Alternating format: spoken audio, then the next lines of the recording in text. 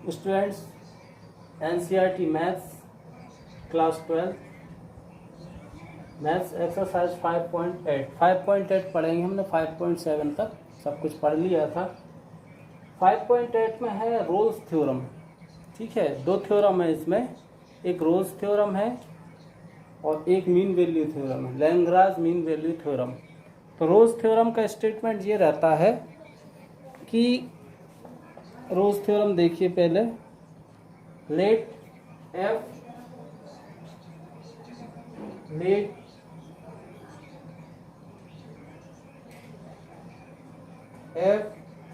A B कोई यदि हमारे पास फंक्शन है जो रियल नंबर में बिलोंग कर रहा है, तो इसकी तीन कंडीशन होती हैं। Condition number 1, given function is are be continuous on a b, are be continuous on closed interval a b. तो फंक्शन क्या होगा, कंटिन्यूअस होगा क्लोज इंटरवल ए बी में। सेकंड कंडीशन है are be differentiable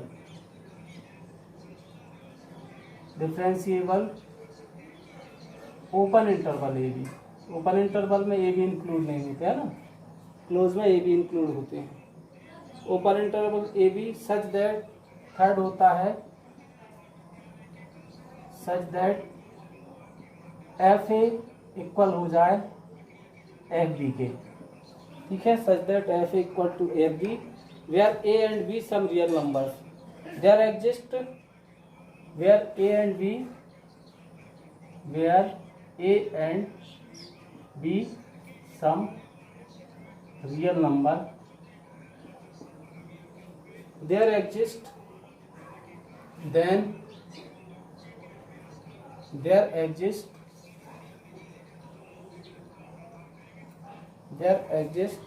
some c a b such that f dash some c a b such that f dash c is equal to 0। कहने का मतलब क्या है, देखिए, यदि हमारे पास कोई फंक्शन है ए बी रियल नंबर में बिलोंग कर रहा है, तो फंक्शन कंटिन्यूअस होना चाहिए रोल्स थ्योरम के लिए एप्लीकेबल होने के लिए। ये तीन कंडीशन फुलफिल होना चाहिए उसकी, है ना। F tends to a b tends to R, are be continuous on a b, मतलब फंक्शन कंटिन्यूअस भी होना चाहिए। आर बी डिफरेंशिएबल, वो डिफरेंशिएबल भी होना चाहिए ए बी में, such that f A is equal to F b, f a और एफ बी की वैल्यू भी बराबर होना चाहिए। ठीक है, वेयर यदि ये तीनों condition, where a and b some real numbers, जो भी रियल नंबर ए बी कुछ भी दिया हो, then there exist some C A B such that F dash C. तो वहाँ पे कुछ ना कुछ, कोई ना कोई एक नंबर सी ऐसा हमको मिलेगा कि वो एग्जिस्ट होगा कहाँ, ए बी में। सी कहाँ, ए बी में एग्जिस्ट होगा, और एफ डैश सी का क्या हो जाएगा वहाँ पे 0। अब इसके ज्योमेट्रिकल मीन देख लीजिए थोड़ा। जैसे हमारे पास ये एक्स एक्सीज है, ये वाई एक्सीज है। जैसे हमारे पास एक कर्व है ये वाला, ठीक है, ये ए हो गया और ये पॉइंट बी हो गया। ठीक है, ये ए बी पॉइंट है हमारे पास। F A is equal to F B यदि हमारे पास है, तो इसमें देखिए ये कंटिन्यूअस है, यहाँ से लेके यहाँ तक कंटिन्यूअस विदाउट लिफ्टिंग पेन मैंने उठा लिया। डिफरेंशिएबल भी है कर्व। ये किस टाइप का है हमारे पास, pi equal to x square type का कर्व, तो डिफरेंशिएबल भी कर्व है। और F A equal to F B भी है हमारे पास। F A equal to F B भी यदि हम देखें तो ए की वैल्यू हमारे पास यहाँ पे फंक्शन की ए की वैल्यू जो यहाँ होगी वही यहाँ होगी, क्योंकि हमारे पास बाय एक्सिस पर इस पॉइंट से जा रहे हैं हम, है ना, f A equal to F b. तो इसमें एक ना एक पॉइंट ऐसा मिलेगा कि जहाँ पे हम टेंजेंट खींचें। सपोज हमने यहाँ से टेंजेंट खींचा, तो ये यहाँ से डिफरेंशिएबल होगा। एक ना एक पॉइंट यहाँ पे मिलेगा, कौन सा, सी पॉइंट एक ना एक ऐसा मिलेगा जहाँ पे एफ डैश सी क्या हो जाएगा, 0 के बराबर हो जाएगा। तो एक ना एक पॉइंट सी हमको यहाँ से जो मिलेगा वो एफ डैश सी 0 हो जाए तो वो ए बी के बीच का पॉइंट होगा। सपोज यहाँ पे 3 और यहाँ पे 4 और यहाँ पे 6 ले लूँ तो बीच में क्या मिल जाएगा मुझे, 5 मिल जाएगा। यहाँ पे 5 और यहाँ पे 10 ले लो तो बीच में 8 मिल सकता है, 9 मिल सकता है, कोई भी मिल सकता है। तो ये रोज थ्योरम का स्टेटमेंट है। इसके बेस पे हम कुछ क्वेश्चन करेंगे। देखिएगा, रोज थ्योरम का स्टेटमेंट है, इसके 3-4 क्वेश्चन हैं। इसके एग्जाम्पल में जो क्वेश्चन दिया है वो तो आपको करना ही है। क्वेश्चन नंबर फर्स्ट दिया है हमको। फर्स्ट क्वेश्चन में कह रहे हैं ये verify Rolle's theorem for the function, verify, question number first है verify Rolle's theorem for the function F x, for the function F X दे दिया, वही एफ ए टाइप का function X square plus 2x, X square plus 2x minus 8, x belong कर रहा है यहाँ पे -4 से 2 के बीच में। अब हमको इसमें रोज थ्योरम अप्लाई करना है। देखिएगा अभी रोज थ्योरम अप्लाई करने के लिए सबसे पहले क्या है, फंक्शन कैसा होना चाहिए, कंटिन्यूअस होना चाहिए। हमने पढ़ा है कि पॉलिनोमियल फंक्शन जो भी होते हैं, जितने भी पॉलिनोमियल होते हैं वो कंटिन्यूअस फंक्शन होते हैं। ये क्वाड्रेटिक इक्वेशन है, गिवन फंक्शन इज कंटिन्यूअस। क्या लिखेंगे, कंडीशन फर्स्ट,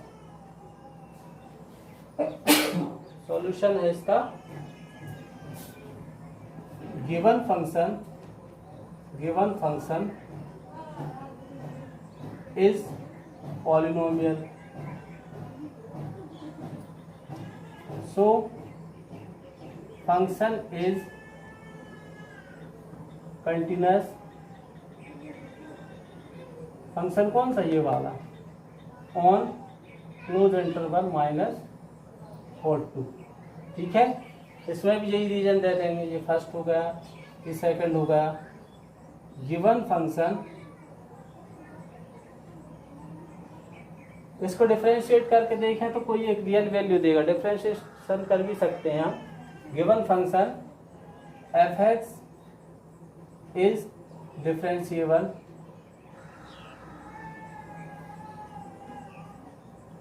एट ऊपर इंटरवल -4 से 2 में डिफरेंशिएबल भी है। देखो डिफरेंशिएशन करेंगे तो एफ डैश एक्स क्या हो जाएगा, 2x + 2 -8 हट जाएगा, इसमें कुछ ना कुछ x की रियल वैल्यू मिलेगी हमको। अब हमको थर्ड कंडीशन क्या होती है, we will check f A is equal to F b. F A equal to F b है क्या, ए क्या है इसमें -4 है और बी क्या है 2 है। ए क्या है 4 और बी क्या है 2 है। तो मैं फंक्शन में इसमें रख रहा हूँ एफ एक्स यानी f A is equal to 2 का स्क्वायर प्लस 2 4 है ना। एफ ए कितना है, where a is equal to -4 and b is equal to क्या है 2 है। ए क्या है हमारे पास, एफ -4 इज इक्वल टू -4 का स्क्वायर प्लस 2 इंटू -4 -8, यानी क्या होगा 4 4 जा 16 और 4 2 जा -8 मतलब 0 आ गया। और f2 यदि मैं देखूं यहाँ पे f2 क्या होगा, 2 का स्क्वायर, ये फंक्शन 2 का स्क्वायर प्लस 2 इंटू 2 -8, 2 का स्क्वायर कितना हुआ 4 + 4 -8 क्या होगा 0। मतलब f -4 इज इक्वल टू क्या होगा हमारे पास, इक्वल्स टू f2 हो गया। तीनों कंडीशन फुलफिल कर रहा है ये। फंक्शन पॉलिनोमियल भी है, फंक्शन डिफरेंशिएबल भी है F equal to F B भी हमारे पास है। देयर अब क्या लिखेंगे, Rolle's theorem is applicable of given function के लिए रोज थ्योरम कैसी है, एप्लीकेबल है। We will find the value of C, we will, अपन ने क्या लिखा था, सम सी, थ्योरम में क्या लिखा था, सम सी, कुछ सी इसके ऐसे होंगे जो इस इंटरवल के बीच में होंगे। तो we will find the value of C, find the value of C, ठीक है। इस फंक्शन में मैं एफ डैश एफ सी, जहाँ जहाँ एफ से वहाँ सी रख दे रहा हूँ, तो क्या हो जाएगा, सी का स्क्वायर, या पहले f dash f x is equal to x square और प्लस 2x माइनस 8 रख दूँ, ये एफ डैश सी या एफ डैश एक्स रख दूँ। एफ डैश एक्स की वैल्यू क्या होगी हमारे पास, 2x और प्लस 2, तो पुट कर रहा हूँ मैं x is equal to c. तो यहाँ कंडीशन क्या हो जाती है, f dash c is equal to क्या होगा, 0।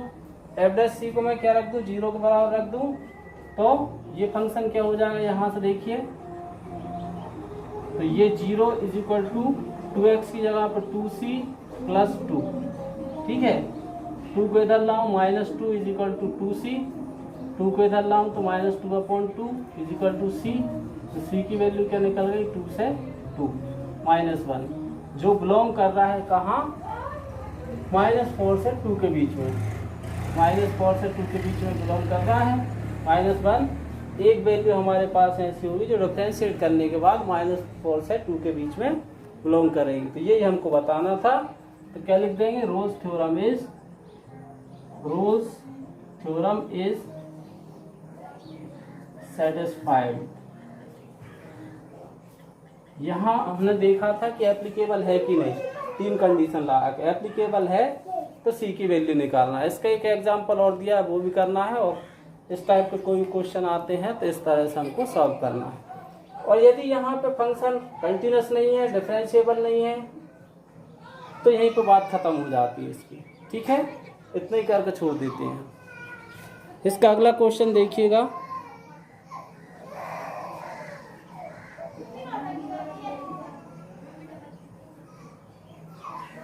सी की वैल्यू -1 आ गई है ना।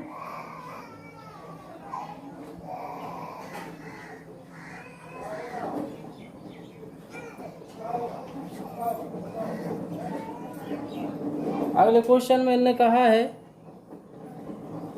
कि examine Rolle's theorem is applicable to be the following function, can be say something about the converse of Rolle's theorem from the examples. Question number 1, question number 2 का first देखिए, question number 2 का first देखिए। ये कह रहे हैं कि रोज theorem इसमें एप्लीकेबल है कि नहीं, ये एग्जामाइन करना है अपन को। सिर्फ एप्लीकेबल का पूछा है, एप्लीकेबल है कि नहीं, और यदि नहीं है तो इसका कन्वर्स मतलब उल्टा एप्लीकेबल है कि नहीं वो बताना है। F x is equal to क्या दिया है, box of x for x belongs to 5 9, ठीक है। इसका कर्व 5 से 9 किस तरह से बनता है, इसका कर्व देखिए। sin x कंटिन्यूस होता है, cos x कंटिन्यूस होता है, पॉलिनोमियल्स फंक्शन कंटिन्यूस होते हैं, उनको डायरेक्ट हम बता सकते हैं, मगर ये कंटिन्यूस नहीं होता।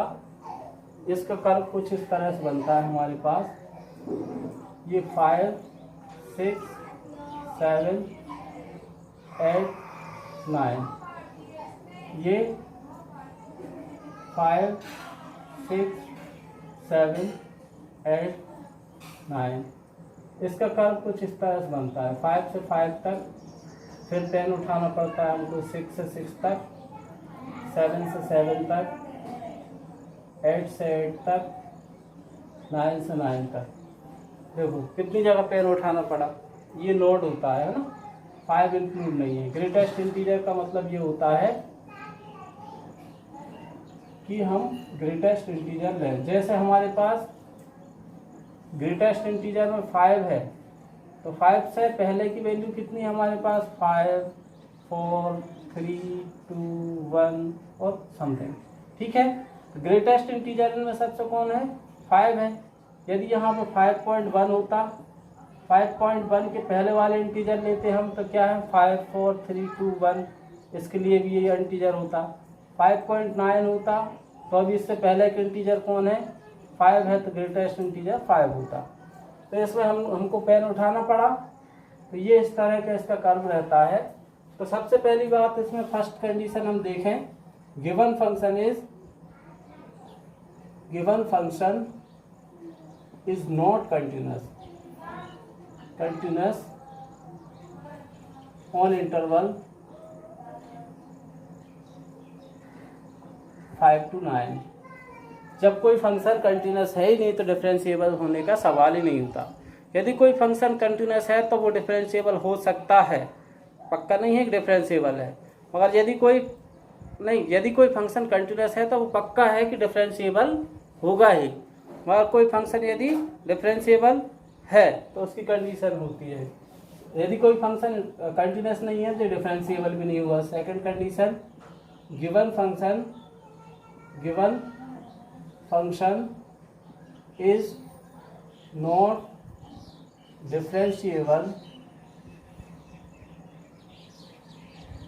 On interval 5 to 9। ये डिफरेंशिएबल भी नहीं होगा। और F A is equal to F9, यानी F5 is not equal to F9, हो ही नहीं सकता। तीनों कंडीशन हमारे पास इसमें फुलफिल नहीं हो रही। ठीक है, तो roles theorem is not applicable. Roles theorem is not applicable. ठीक है, अब इसका कन्वर्स देखते हैं हम। कन्वर्स में क्या है हमारे पास?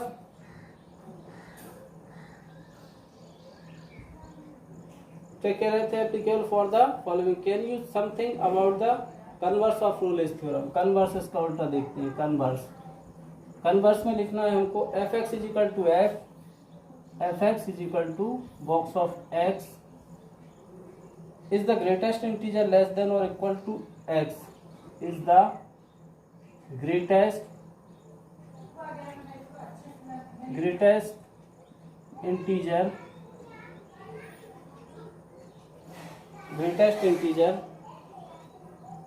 less than or equal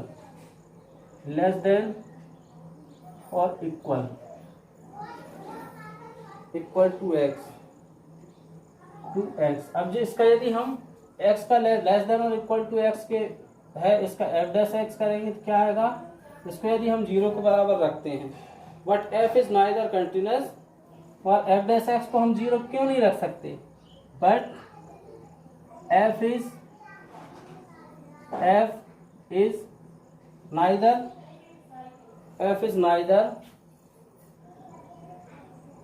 continuous और नॉट डिफरेंशिएबल। ठीक है, ना तो ये कंटिन्यूअस है ना डिफरेंशिएबल है। 5 to 9 और not differentiable in the interval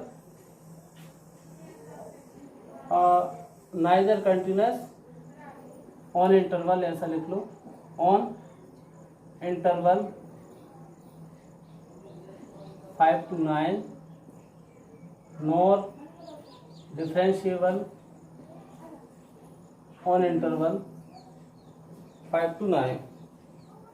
ठीक है, अब जब हमारे पास ये कंटिन्यूअस भी नहीं है, डिफरेंशिएशन भी हम इसका नहीं कर सकते, तो किस बेस पे हम इसका कन्वर्स टू कर सकते हैं? तो इसका कन्वर्स हो जाएगा fx is equal to x is greatest integer less than और equal to type to x, या लेस देन या ग्रेटर देन फंक्शन होगा f dash x is equal to, इसका यदि हम 0 रखें भी, but f is neither continuous और नॉट ऑन इंटरवल 5 to 9 और नॉट डिफरेंशिएबल ऑन 5 to 9।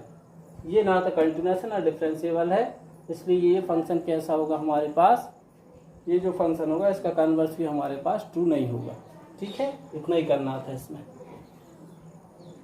अगला क्वेश्चन है, देखिए अगले क्वेश्चन में सेम टू सेम है, बस इसमें इन्होंने क्या किया है, f x for x belongs to -2 से 2 कर दिया, इसको -2 से 2 कर दिया। तो इसको कर सकते हो आप लोग, ग्राफ यही बनाओगे, ठीक है, यही ग्राफ बनाओगे और जैसा जैसा इसमें किया था पूरा पूरा वैसा वैसा करना है। इसका थर्ड पार्ट देखते हैं। थर्ड पार्ट देखिए,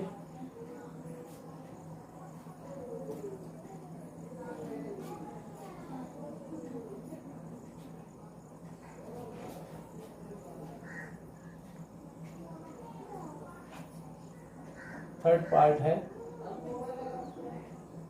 F x is equal to x square -1 for x belongs to 1 2। ठीक है, अब इस फंक्शन में देखें हम, given function is first, given function कैसा है, given function is polynomial, polynomial type function है, फंक्शन पॉलिनोमियल फंक्शन। तो function is continuous, polynomial continuous होते हैं, कंटिन्यूस एट इंटरवल, इंटरवल कहाँ से कहाँ तक, 1 से 2। सेकंड है कंटिन्यूस है, डिफरेंशिएबल भी होगा, गिवन फंक्शन कंटिन्यूस है तो जरूरी नहीं है डिफरेंशिएबल हो, मगर यदि डिफरेंशिएबल है तो वो कंटिन्यूस होता ही होता है ना। Given function is differentiable, differentiable on is polynomial, लिख दें इसका reason, polynomial. So function F x is equal to x square -1 is differentiable at interval, at interval. ये इंटरवल का विशेष ध्यान रखना, ब्रैकेट का, ये क्लोज इंटरवल है, ये ओपन इंटरवल रहता है 1 2। ठीक है, अब थर्ड क्या है, वी विल चेक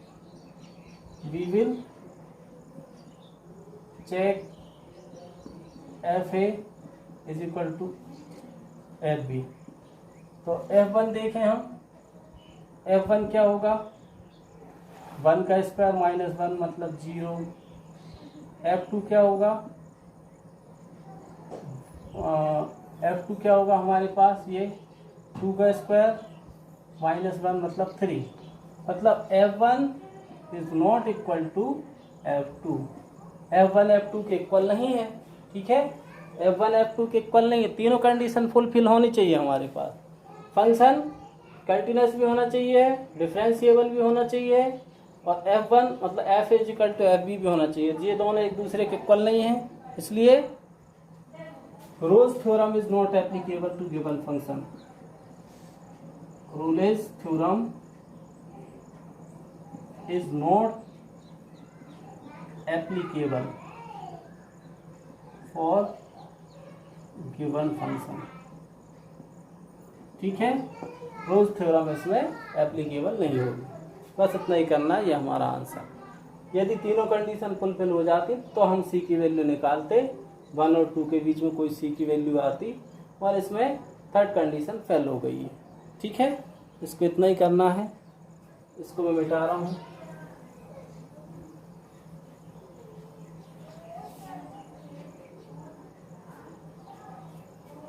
इसका अगला क्वेश्चन है हमारे पास,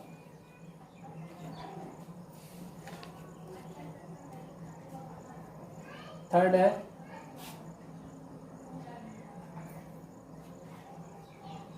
if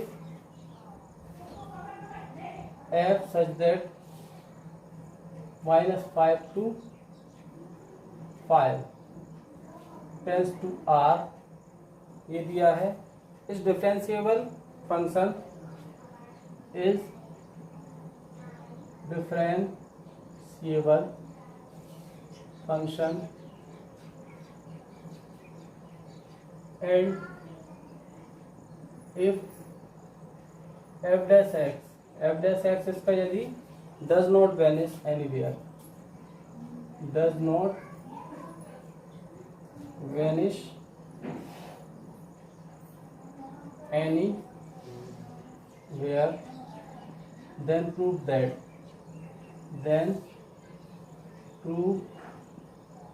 that f minus 5 is not equal to f5। तो यदि हमारे पास ये कंडीशन फुलफिल नहीं होगी, मतलब f डैश एक्स वैनिश नहीं होगा, तो ये कंडीशन तो पहले ही हम समझ रहे हैं कि ये इक्वल नहीं होगा इसके फंक्शन के। फंक्शन में हमको ये दे रखा है -5 to 5 रियल नंबर में बिलोंग कर रहा है।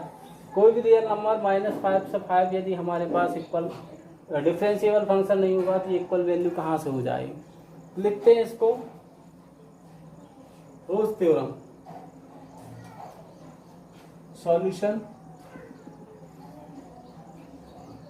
फर्स्ट है हमारे पास f इज कंटिन्यूस, मान दिया अपन ने ऐसा, कंटिन्यूस इन ए बी में मान के चलो f कंटिन्यूस है। सेकंड है हमारे पास f is differentiable in interval a b, open interval में ए बी में क्या है, डिफरेंशिएबल भी है। और थर्ड है हमारे पास इसका f A is equal to F b, ऐसा हमने मान लिया। ये Rolle's theorem, for Rolle's theorem में यहाँ लिख दे रहा हूँ, for Rolle's theorem. Rolle's theorem से ऐसा होता है ना। अब देन कंडीशन क्या है हमारे पास, देन कंडीशन होना चाहिए f dash c is equal to 0, ठीक है, where c belongs to a b, c A b में बिलोंग करना चाहिए। We gives f continuous and derivative, we are given f is continuous and derivative, f is continuous and differentiable, f continuous और differentiable भी है हमारे पास। f dash c is not equal to 0। अब इनने क्या कहा था, अब यदि we are given that f is continuous and differentiable, इनने ये क्या कहा था, f dash does not vanish, मतलब f डैश x क्या होगा, वैनिश नहीं होगा, मतलब 0 नहीं होगा। इनने कहा है f डैश 0 नहीं होना चाहिए उस कंडीशन में। तो f डैश हमारे पास c क्या होगा, नॉट इक्वल टू 0 होगा। f dash c not equal to 0 होगा तो हमारे पास f a is not equal to f b होगा। f डैश c कब 0 होता है, जब तीनों कंडीशन फुलफिल करे, कंटिन्यूस भी हो, डिफरेंशिएबल भी हो, f a और f b इक्वल भी हो। f डैश c कब होगा 0, जब c a b में बिलोंग करेगा और गिवन दैट दिया है कि f dash is not vanish, मतलब f डैश खत्म नहीं होने वाला, 0 नहीं होने वाला। तो f dash c is not 0, तो f a is not equal to f b। f a और f b को हम इक्वल टू नहीं कर सकते, then f minus 5 is not equal to f5, ठीक है। यही हमको प्रूव करना था। इसका एक एग्जाम्पल क्वेश्चन दिया है, और भी क्वेश्चन मिलते हैं तो आप करिएगा। रोज थ्योरम के इतने ही क्वेश्चन थे। अब मीन वैल्यू थ्योरम के क्वेश्चन है, इसके बाद सेकंड वीडियो में हम इस एक्सरसाइज के मीन वैल्यू थ्योरम पढ़ेंगे, ठीक है, लैंग्राज मीन वैल्यू थ्योरम।